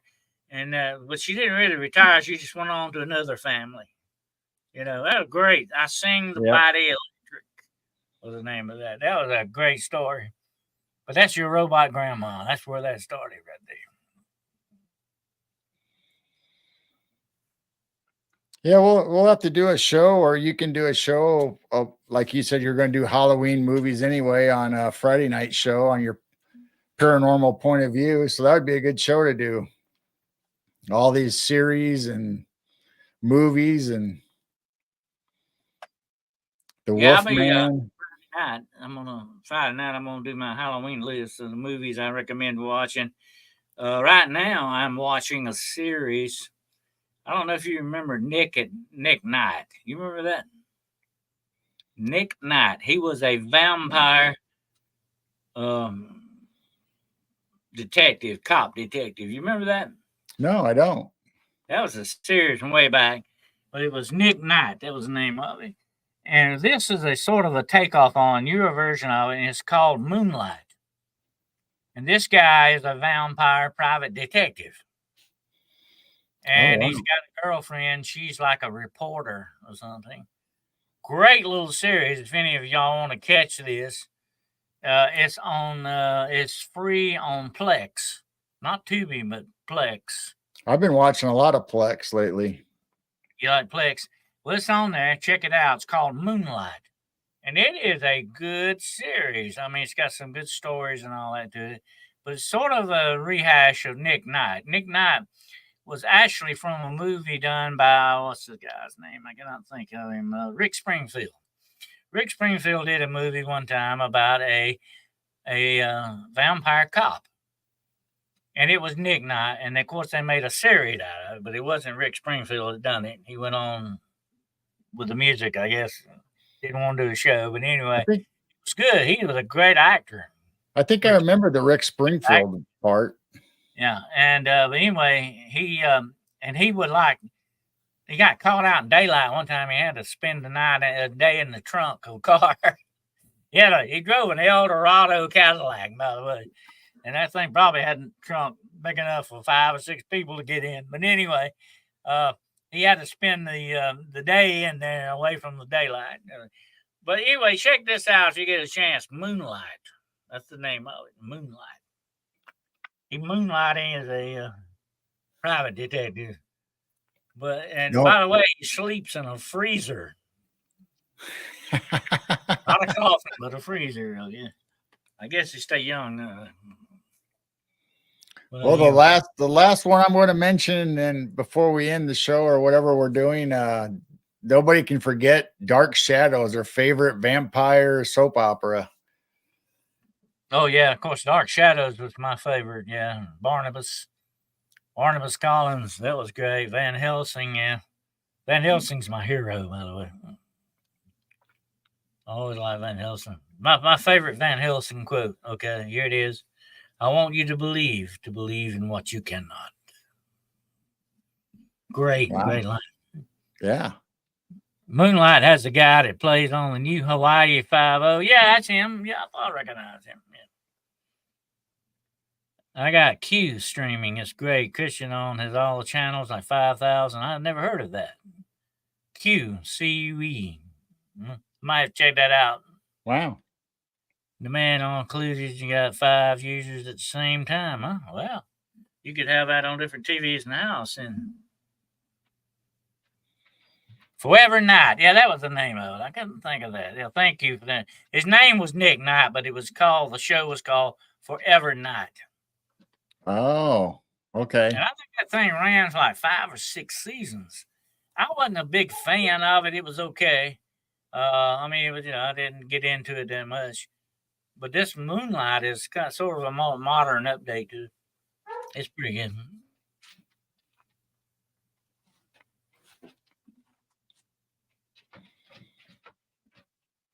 Of course, I just got through watching Erie, Indiana, the whole series. I love that show. That's kind of like my childhood, okay, folks? I didn't live in Erie, Indiana. I wish I had. You got Elvis living on the block, Bigfoot goes through the trash every now and then. Great show. That's kind of like that series Eureka. I like that series too. Eureka. I remember that. That was good. Let's see. Kyle Smith said he loved Barnabas Collins. I hid behind the couch when I was little. He could get kind of mean, yeah. Barnabas could get rough. We used to watch that.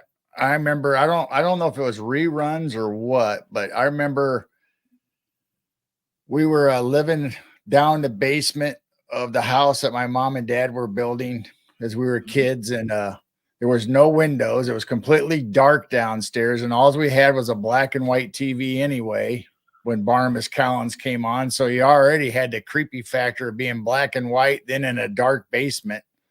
You already had sort of a gothic atmosphere there, didn't you? Yeah. Made it better.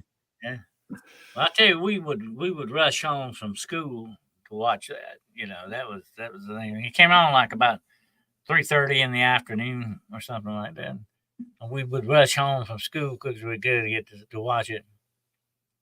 But I think it's available to watch now on Tubi. I think it's Tubi where you can watch the whole series. Yeah. There's a lot of free movie platforms now that you can catch. You might have to watch a little 30-second commercial or a couple little commercials, but everything's out there. They have all the series, all the movies. Oh, yeah. I'll tell you what, and I really don't understand why people are paying money for cable when really you got all this free. Get you a Fire Stick and you're home free. You know what I'm saying? Right. You don't need to buy anything like cable. It's plenty enough to watch, plenty of movies, free stuff on there. You really don't need cable. I have not had cable in 5 or 6 years. Yep. I mean, you got the internet and you got something, a streaming device, whether it's the Fire Stick or Roku or whatever platform you choose, they all have those free services or free platforms to watch movies and series, and eventually they all end up there. Even if they're the new ones, eventually they will be there. So Yeah, you can. Kyle Smith says he wants to watch the Dark Shadows. It's on there free. Watch the whole blooming series. I think what about 6 or 7 years worth. A lot of it. It'll take you a while to go through it. well, binge A watch couple it. of years ago, I went through some of it. I already rewatched a good bit of it, but Dennis, I agree. Dad wanted to keep stuff for all sports and stuff. It's live TV crap. Yeah, we get 6 channels out of here in Arkansas. I don't watch TV. Well, like I say, there's a lot of free stuff. So really, I don't even see how the cable companies stay in business. And half of the cable channels are in Spanish. You know, Right. you can't watch Well, them. most of the cable companies have an edge because they're the ones that offer you the internet. So you might not use their phone or you might not use their TV service, but you do. A lot of people do use their internet. So they got you coming and going, I guess. Oh, I would recommend this to everybody too. I just happened to think about it. You can watch this guy on YouTube free, okay? And he's got a show on there, and he plays a lot of the old movies, horror movies. Halloween Harvey, that's what his name is, Yeah. and it's out of Texas. I think some Lubbock, Texas, or somewhere like that. Halloween Harvey, y'all need to check him out. Check him out on YouTube. It's free. But he plays a lot. He plays like old Vincent Price movies and stuff like that on there. But he's real funny too. Halloween Harvey is the proprietor of a funeral home that also sells fried pies. There you Check go. out Halloween Harvey. Okay? Can't go wrong with that. He's on Facebook too, but you can watch his stuff on YouTube. YouTube has got YouTube, which you can put YouTube on your Fire Stick, okay, and watch it on your big TV. You can watch YouTube. There is a ton of free stuff on YouTube. You can watch movies and all kinds of stuff. I even stuck a couple of movies on my playlist for people to watch, which might have got me in trouble with YouTube. I don't know. But anyway, I got a couple of them on there if you want to go on there and watch them. There's a lot of free movies on there. Absolutely. Have a good digital TV antenna and get about, yeah, I do have a TV antenna too, and I get about that many channels. But I also pay only like $10 a month for Friendly TV, which has about 50 channels of some pretty good stuff. I like a Heroes and Icons channel, and I like a Grit channel, and there's a Me channel on there and all that stuff. Yeah, Me TV's good. An antenna does, but that's only $10, so that it's not that bad, you know. $10 a month. Yep, Friendly TV is really good. Mm-hmm. That's the only thing I pay for. That's it.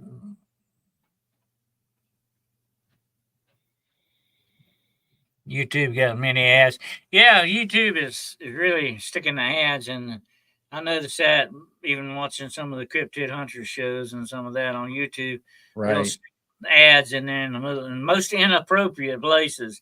I don't know if they're doing that on purpose or what, but they're doing it.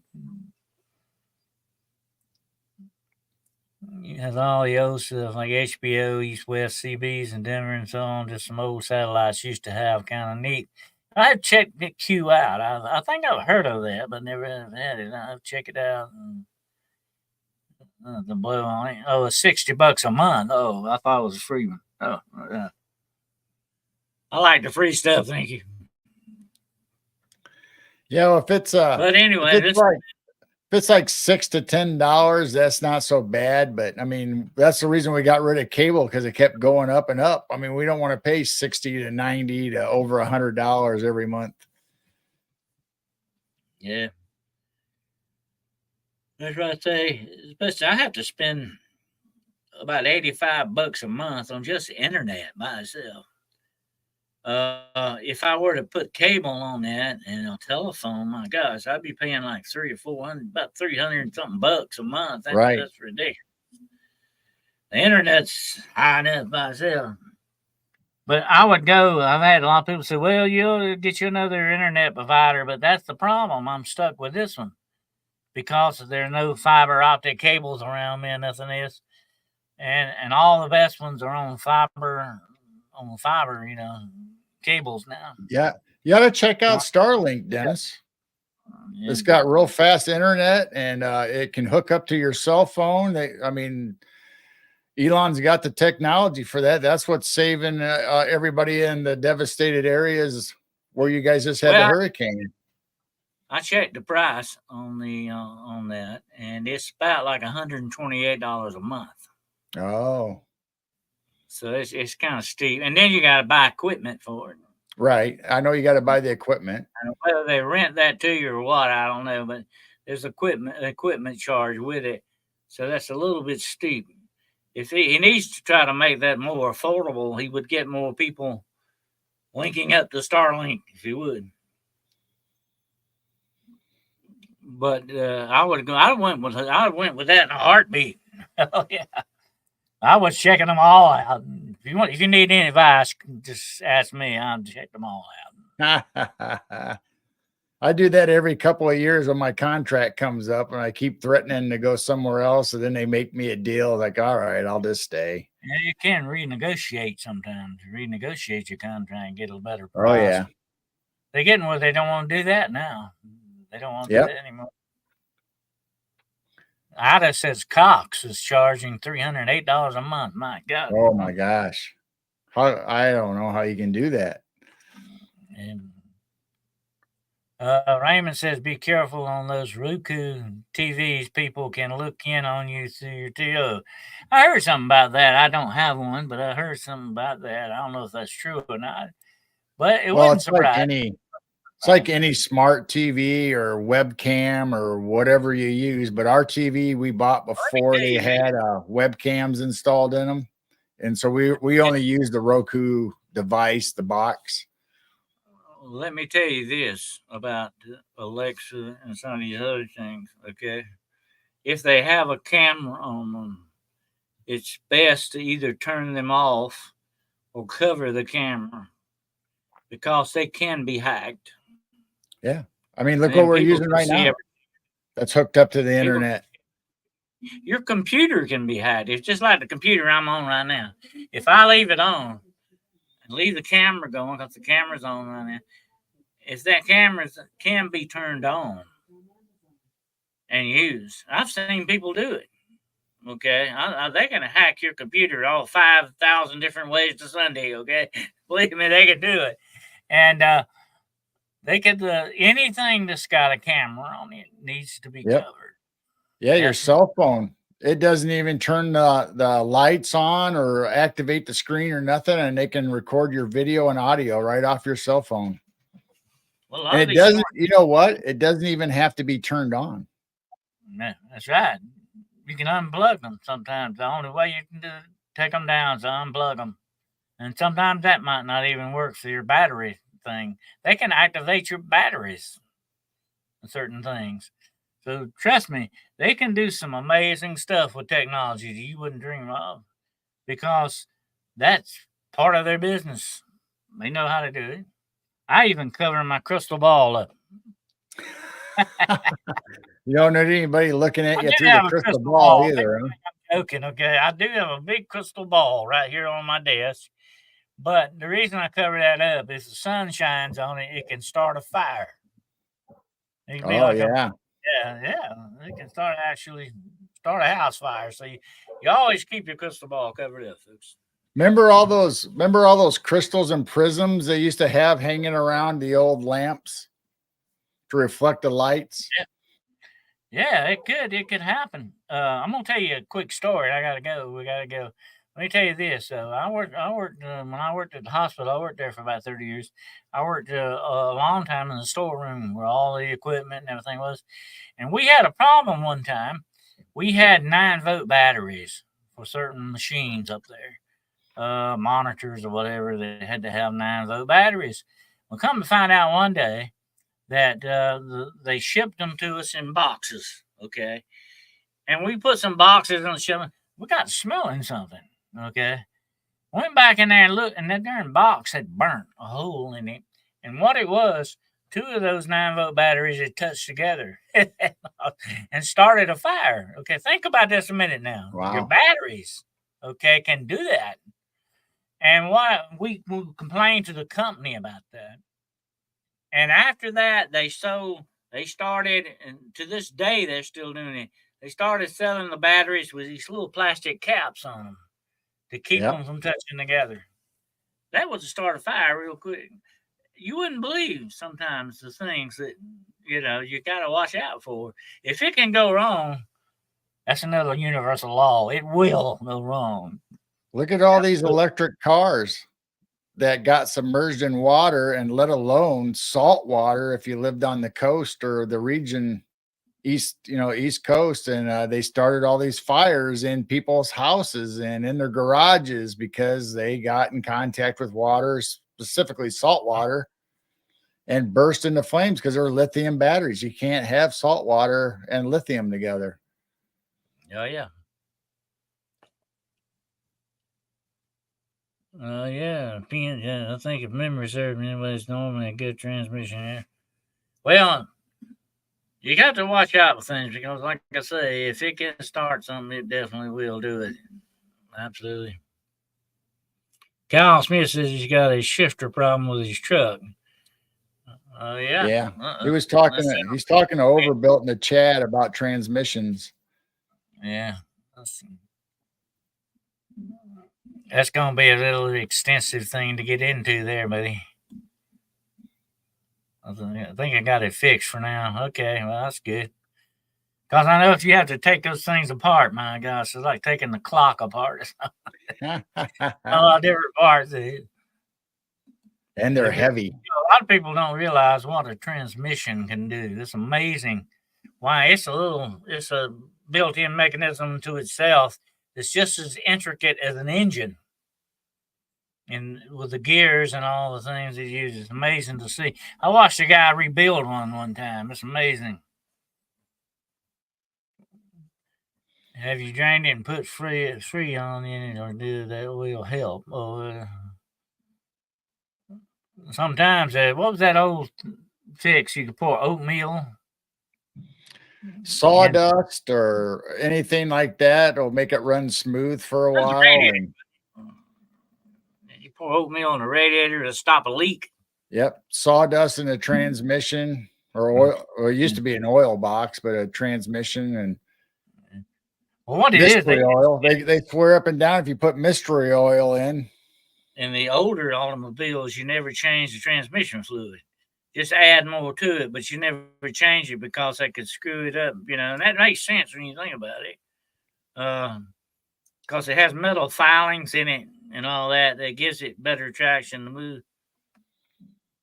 It makes sense. Well, speaking of making sense, I guess we'll make some sense somewhere else tonight. Time for us to close it down here.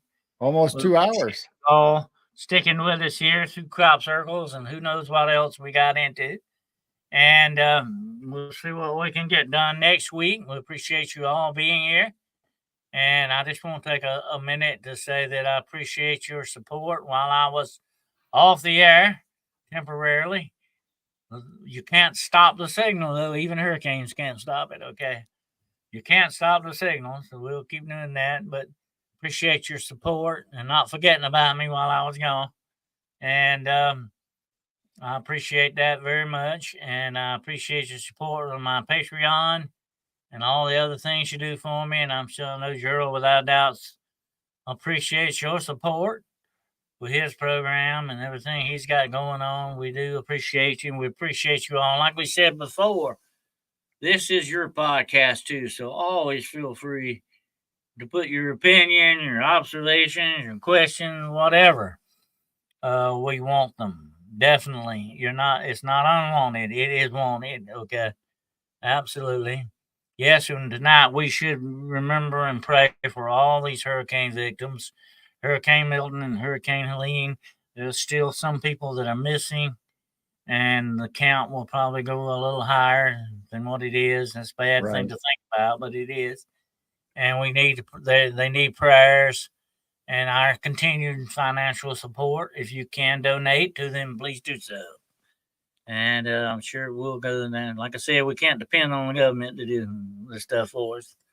So we need to get in there and step up for it. And I appreciate you all being there tonight. And what's your final thoughts, Gerald, on crop circles?